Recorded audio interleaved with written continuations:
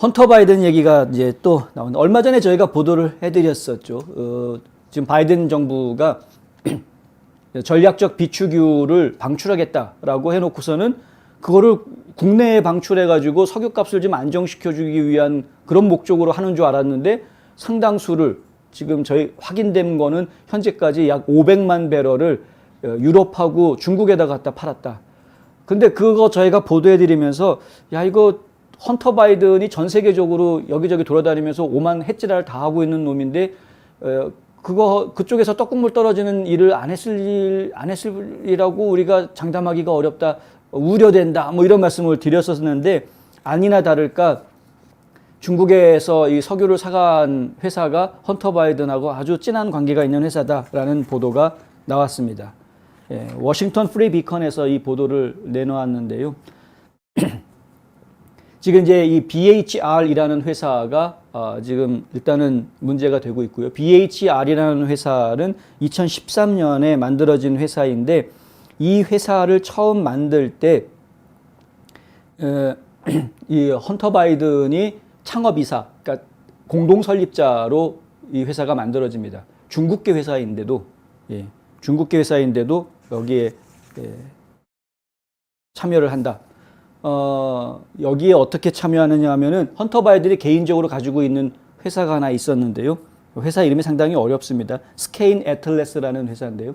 이 스케인 애틀래스라는 회사를 만들어 놓고, 이 회사가 일종의 투자 역할을 하는 그런 회사였던 것 같은데, 이 BHR이라는 회사에다가 상당 부분 이제 투자를 하는 것이죠. 지금 내용에 보면은 대략 한 10%, 10% 정도를 지분을 매입했다, 이런 이야기가 지금 나오고 있는데요. 일단은 제가 순서대로, 내용이 조금 길긴 하지만 순서대로 좀 설명을 드리겠습니다. 지난 3월에 에너지부에서는 미국 전략적 석유 비축량에서 3천만 배럴의 원유를 방출한다고 발표한 적이 있습니다. 3월 달에. 이번 긴급 방출은 블라디미르 푸틴의 우크라이나와의 전쟁에 대응해서 미국 소비자와 세계 경제를 지원할 전시 교량을 제공하기 위한 것이다. 당시에 그렇게 발표를 했었습니다. 에너지부에서. 에너지부는 총 126건의 입찰을 받았고, 그 중에서 12건을 선정을 해서 그 제안의 일부를 받아들였다고 합니다. 그 12개 기업 중에 하나가 유니팩 아메리카라는 회사인데, 가장 경쟁력 있는 판매에서 95만 배럴의 원유를 공급받은 것으로 선정이 됐다고 합니다. 당시에는 이것이 그렇게 크게 주목을 받지 못했었는데, 워싱턴 프리 비컨이 어제 이 보도한 바에 따르면은 유니팩이라는 이 회사가, 유니팩 아메리카라는 회사가, 이름은 아메리카인데 중국 석유화학공사의 미국 지사라는 것이죠. 일명 시노팩으로 알려져 있다. 그러니까 우리는 유니팩 아메리카라는 이름만 놓고 이야기하면은 전혀 중국하고 관련 없는 회사인 줄 알았는데, 알고 봤더니 이 회사가 결국에는 시노팩으로 알려져 있는 중국 석유화학공사의 자회사였다라는 겁니다. 이 같은 사실은 바이든 정부가 최근 전략 비축물로부터 500만 배럴의 원유를 다른 나라들에 추가로 방출했다는 수요일 로이터 통신의 보도에 이어서 나온 것입니다. 중국이 그중에 약 100만 배럴을 받아갔다 했는데, 받아간 회사가 다름이 아닌 시노팩이라는 회사가 이제 그 석유를 받아갔다. 이 시노팩이라는 회사는 헌터 바이든이 공동 창업을 했던 BHR이라는 회사가 무려 17억 달러를 투자한 회사입니다. BHR에서 17억 달러를 투자해가지고 시노팩이라는 회사의 지분을 사들입니다. 그럴 정도로 끈끈한 관계가 있는, 엄청나게 큰 돈을 투자를 했던 거죠. 근데 그 BHR의 10%의 지분을 지금 헌터 바이든이 가지고 있던 스케인 애틀래스라는 회사가 매입을 해드린 것이고요. 이 일이 터질 줄 알았는지 스케인 애틀라스라는 회사는 현재 문을 닫았습니다.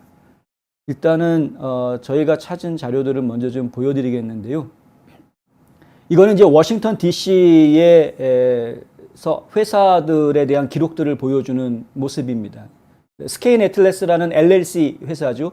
이 회사가 지금 이제 등재 번호가 L39944 이렇게 되어 있는데, 중간쯤 보시면은 거기에 그 스테이터스 하는 거에 revoked라고 되어져 있습니다. 이게 이제 지금 회사 등록을 취소했다라는 이야기입니다. 폐업 신고했다는 이야기죠. 이거는 뭐냐 하면은 이제 스케인 애틀래스 LLC라는 회사가 2008년에 만들어졌다라는 것을 보여주는 내용이고요. 그리고 그 중간에 이제 계속해서 회사를 갱신을 합니다. 뭐 미국에서 사업하시는 분들은 아시겠지만은 뭐 2년에 한 번씩 사업 갱신하는 건 이제 수수료 좀 내면은 자동으로 되죠. 근데 마지막 갱신한 게 맨 밑에가 2021년 10월 20일로 되어 있습니다. 그러니까 작년 10월 20일까지 회사를 살리겠다라고 갱신 신고를 했으니 최근까지 이 회사가 존재하고 있었다라고 볼 수밖에 없는 것이고요. 근데 어쨌든 2021년 10월 20일까지는 이 회사를 살리기 위해서 등록을 했다. 최근까지는 회사가 있었던 거다라는 이야기. 그리고 이거는 이제 그 헌터 바이든이 유일한 지금 소유주로, 이 회사의 소유주로 나와 있는 헌터 바이든 이름도 로버트 헌터 바이든 해가지고 헌터 바이든의 이름이 들어가 있고 주소, 그리고 본인의 직함을 거버너로 해놨습니다. 그러니까 이 회사의 유일한 소유주로 등록을 해놓은 그런 것이고요. 근데 이러한 서류들이 이제 다 공개가 된 거고요.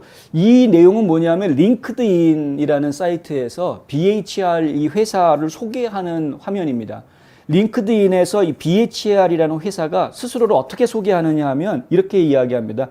2013년 12월 상하이 자유무역구에 설립된 BHR은 보하이 캐피탈의 다국적 투자 조직이다. 당사의 다른 후원사로는 Harvest Fund Management, Ulysses Diversified, 그리고 스케인 애틀래스, 썬턴 그룹, 그리고 우리 경영팀이 있다. 우리는 또한 중국은행, 뱅크 오브 차이나, 그리고 중국개발은행 캐피털, 차이나 디벨롭먼트 뱅크 캐피털, 그리고 전국 사회보장기금 협의회, 내셔널 카운슬 오브 소셜 시큐리티 펀드, 그리고 중국 생명, 차이나 라이프, 그죠? 중국 우편저축은행, 포스털 세이빙스 뱅크 오브 차이나 등의 지원을 받고 있다.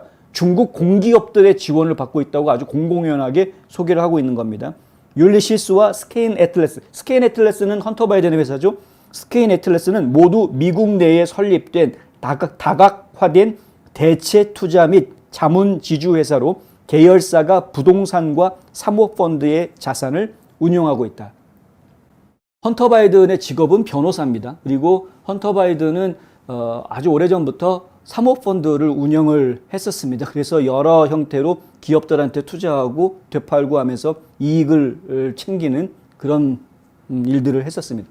데일리 콜러에서 보도한 거에 따르면 BHR이라는 회사가 중국의 전기자동차 회사 지분을 사들였다가 몇 년 뒤에 팔면서 거의 2배 가까운 이익을 내면서 파는 이런 일들이 있었다.